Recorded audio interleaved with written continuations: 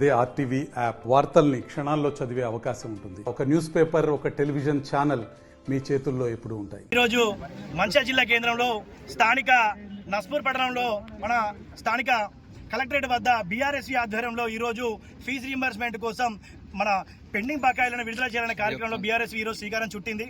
గతంలో ఈ రోజు వరకు ఈరోజు కేసీఆర్ గారి నేతృత్వంలో కేసీఆర్ గారి ప్రభుత్వం ఉన్నప్పుడు పెండింగ్ స్కాలర్షిప్ ఒక్కటి కూడా లేకుండా విడుదల చేయడం జరిగింది.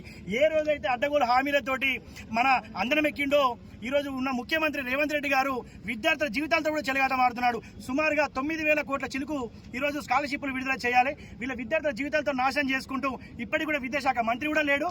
ఇప్పటికైనా విద్యార్థుల కోసం మన దేని పట్లనైనా అదే విధంగా ఉన్నావు, ఇప్పుడు అన్ని విధాలుగా కూడా అట్లే ఉన్నావు.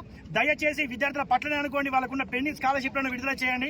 విద్యార్థుల కోసం ఇప్పటికైనా ఆలోచించండి.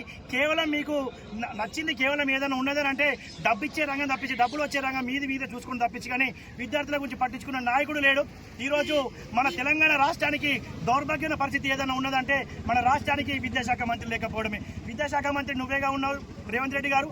దయచేసి పెండింగ్ స్కాలర్షిప్లు ఏదైతే ఉందో దాన్ని విడుదల చేసి తక్షణమే మా బీఆర్ఎస్ యాత్ర తరఫున మేము కోరుకోవడం జరుగుతుంది. లేని పక్షంలో మరి రానున్న రోజులలో బీఆర్ఎస్ యాత్రలో పెద్ద ఎత్తున ఆందోళన కార్యక్రమాలు చేపడతామని తెలియజేస్తాం. మరిన్ని వీడియోస్ కోసం ఛానల్ ని సబ్స్క్రైబ్ చేయండి. లేటెస్ట్ అప్డేట్స్ కోసం వాట్సాప్ ఛానల్ ని ఫాలో చేయండి. అండ్ లింక్ డిస్క్రిప్షన్ లో ఉంది.